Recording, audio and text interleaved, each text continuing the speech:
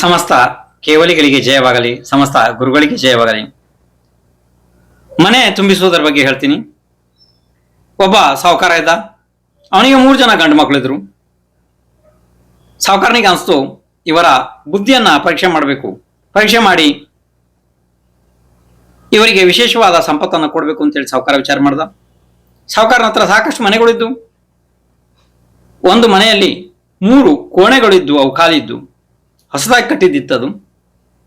ಮಕ್ಕಳಿಗೆ 1,000 ರೂಪಾಯಿ ದುಡ್ಡು ಕೊಟ್ಟ ಎಲ್ಲರಿಗೂ. ಮಕ್ಕಳೇ, ಗುರುವಾರ ದಿವಸ ನೀವು ಆ 3 ರೂಮನ್ನ ಒಬ್ಬೊಬ್ಬರು ತುಂಬಿಸಬೇಕು.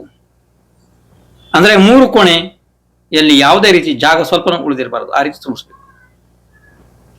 ಒಬ್ಬ 1,000 ರೂಪಾಯಿ ದುಡ್ಡು ತಗೊಂಡ, ದೊಡ್ಡ ಅಂದ್ರೆ 3 ಜನ ತಗೊಂಡ್ರು.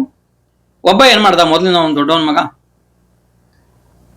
ಅಲ್ಲಿ ನಗರಸಭೆ ಇತ್ತು, ಅಲ್ಲಿಂದ ಅಂದ್ರೆ ಮುನ್ಸಿಪಲ್ ಇದಾವಲ್ಲ, ಅಲ್ಲಿಂದ ಕಸ ಗುಡಿಸ್ತಾರಲ್ಲ, ಅದರ ಕಸ ಇದೆಯಲ್ಲ, ಒಂದು 2, 3, 4 ಟ್ರಾಕ್ಟರ್ ಕಸ ತಂದು ಆ ಕೋಣೆಯನ್ನು ತುಂಬಿಸಿಬಿಟ್ಟ. ಇನ್ನೊಬ್ಬ ಎರಡನೇ ಅವನು ಸ್ವಲ್ಪ ಬುದ್ಧಿವಂತ ಇದ್ದ. ಅವನೇನ್ ಮಾಡ್ದ, ನಮ್ಮ ಅಣ್ಣ ಕಸ ತುಂಬಿಸಿದಾನೆ, ಆದ್ರೆ ಅಲ್ಲಿ ಎಲ್ಲ ಸ್ವಲ್ಪ ಜಾಗ ಉಳಿದಿರ್ತದೆ ಕಸದಲ್ಲಿ, ಹಾಗೆ ಉಳಿಬಾರದು ಅಂತ ಹೇಳ್ದ. ಅವನು ಕಿಟಕಿ ಬಾಗಿಲುಗಳನ್ನೆಲ್ಲನ ಟೈರ್ ಟ್ಯೂಬ್ ಎಲ್ಲ ಹಾಕಿ ಬಂದ್ ಮಾಡಿ ಮೇಲಿಂದ ಮೋಟ್ರ್ ಬಿಟ್ಟು ನೀರು ತುಂಬಿಸಿಬಿಟ್ಟ. ಸ್ವಚ್ಛ ತುಂಬಿ ಹೋಯ್ತು ರೂಮ್ ಎಲ್ಲ. 3ನೇವನಿದ್ನಲ್ಲ, ಅವನೇನ್ ಮಾಡ್ದ, ಆ ಕೋಣೆ ಒಳಗಡೆ ತಂದೆಯದು ಒಂದು ಫೋಟೋ ತಂದಿಟ್ಟ, ಮತ್ತೆ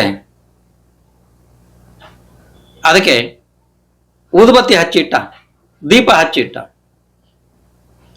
ಈಗ ಸಾಹುಕಾರ ಪರೀಕ್ಷೆ ಮಾಡೋದಕ್ಕೆ ಬಂದ.